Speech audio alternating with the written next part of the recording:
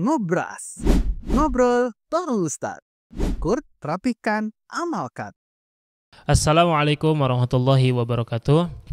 Alhamdulillahi wassalatu wassalamu ala rasulillah wa ala alihi wa sahbihi wa man wala amma ba'd.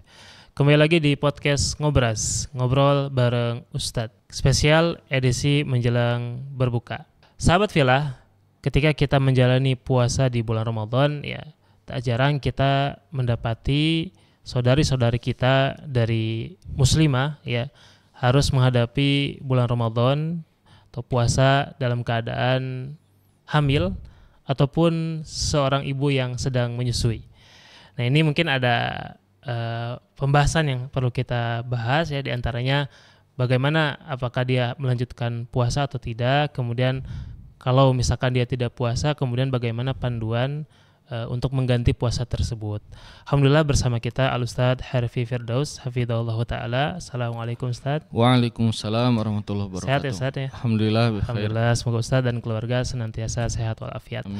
Baik Ustadz, sebagaimana yang tadi dijelaskan, kita sudah mengumpulkan beberapa pandangan masyarakat terkait hal tadi, dan nanti mohon diluruskan sama Ustadz. Tafadhol Ustadz.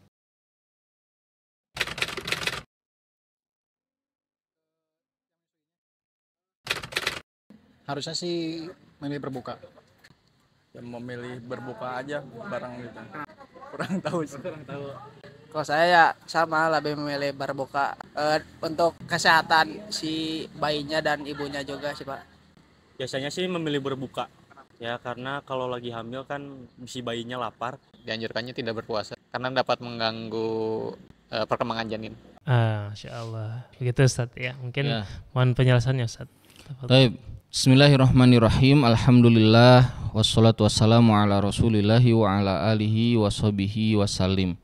Ikhwan wal akhwat, teman-teman sekalian, berkaitan dengan hukum seorang wanita yang sedang hamil atau menyusui berpuasa di siang hari di bulan Ramadan. Hukum asal shaum bagi setiap muslim hukumnya wajib. Muslim, muslimah semuanya wajib dengan syarat-syarat yang ditetapkan seperti muslim, berakal, sehat. Nah, sekarang ibu hamil dan menyusui ini kategorinya sehat atau sakit. Begitu. Nah, maka para fuqaha mengatakan apabila ibu ini dia sakit, kalau dia saum, maka setiap yang mendatangkan madorot maka harus dihindari oleh kita. Di dalam syariat kaidahnya begitu. Nah, maka kalau ada ibu hamil, kalau dia saum dia bakal sakit, kata dokter nggak boleh karena ibu ini lemah fisiknya, harus banyak makan, nanti nggak akan kuat, bisa pingsan, maka dia nggak usah saum karena dia termasuk bagian yang tidak mampu untuk saum. Sekarang wanita hamil menyusui masuk ke dalam hukum itu, jadi masuk ke dalam hukum orang yang tidak mampu kalau dia mau membatalkan saum gara-gara itu. Nah, sekarang apakah wanita hamil dan menyusui hukumnya sama semuanya? Tentunya berbeda-beda. Ya, ada wanita hamil dan menyusui dia batal karena dirinya yang lemah. Ya, misalnya bayinya udah setahun umurnya. Bayinya udah empasi, udah makan makanan biasa, tapi dia tetap bayinya disusui oleh dia dan dia lemah. Dia kalau saum dia Mungkin pingsan, bisa sakit. Maka bayinya mah aman. Ya, misalnya apalagi misalnya kalau ada yang dari kecil kan suka ada yang pakai susu formula dari kecil yang dicampur, misalnya ASI iya, susu formula iya. Nah, maka bayinya ini sebetulnya aman-aman aja, tapi si ibunya yang sakit, maka baginya cukup qadha.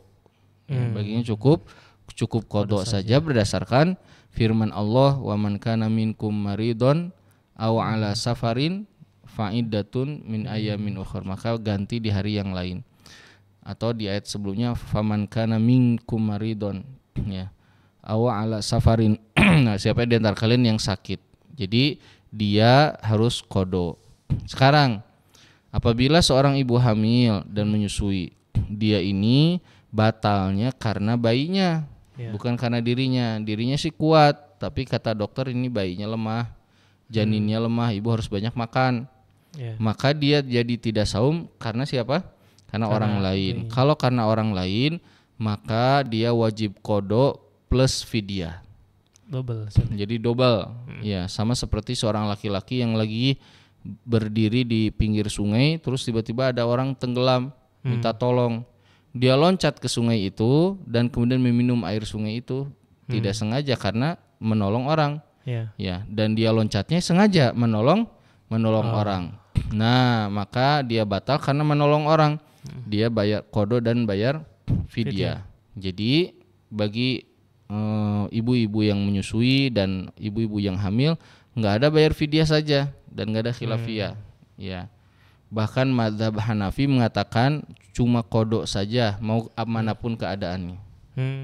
Jadi yang merincikan tuh jumhur. Kalau Hanafi mereka mengatakan qada saja gitu. Bukan fidyah saja. Bukan fidyah saja. Yang fidyah saja itu cuma dua jenis manusia, yaitu orang yang sudah sepuh atau orang yang sakit yang tidak ada harapan sembuh.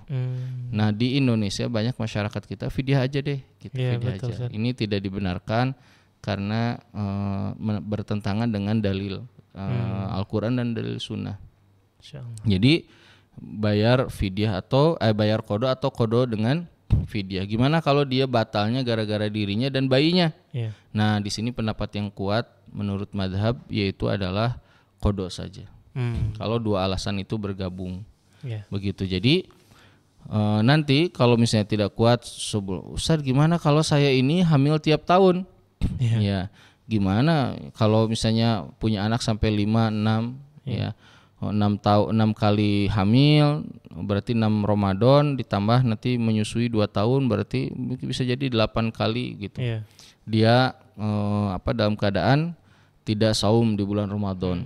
Maka jawabannya adalah setiap manusia oleh Allah dikasih waktu. Ada waktu yang diberikan oleh Allah SWT. Ada yang tidak diberikan, ada juga yang meninggal dan baginya tidak ada kewajiban qada. Sekarang orang yang misalnya ibu-ibu yang hamil terus-terusan, tahun berapa, usia berapa ibu ini tidak hamil lagi, misalnya di masa 45 tahun atau monopos misalnya 50 tahun. Kalau misalnya 45 sudah enggak hamil lagi, 45 misalnya dikasih umur oleh Allah sampai 60 tahun, berarti ada 15 tahun dia untuk mengqada. Jadi sebetulnya ada waktu. Bahkan 3 kali tidak saum saja dia misalnya mengqada dengan cara seperti orang-orang yang saum Senin Kamis. Ya, orang saum Senin Kamis setiap pekan. Saya juga mau qada setiap pekan di hari yang sama biar saya semangat, misalnya gitu. Senin Kamis setiap pekan, berarti sebulan ada 8 kali. Sebulan 8 kali berarti setahun berapa? Berarti sekitar 96. Ya, sekitar 96 kali. 96 kali saum. 96 kali saum itu atau katakanlah 90 kali saum itu sama dengan 3 kali Ramadan gitu. Nah, apalagi kalau misalnya ada tahun berikutnya bisa aja misalnya nggak bisa Senin Kamis tapi ada hari-hari yang lain. Jadi intinya bahwa mereka yang hamil dan menyusui, mereka kalau tidak sanggup saum maka tidak usah saum karena dalam Islam tidak boleh memadorkan diri. Kalau sanggup saum dan bayinya sehat maka silakan saum, berarti dia memenuhi syarat wajib saum.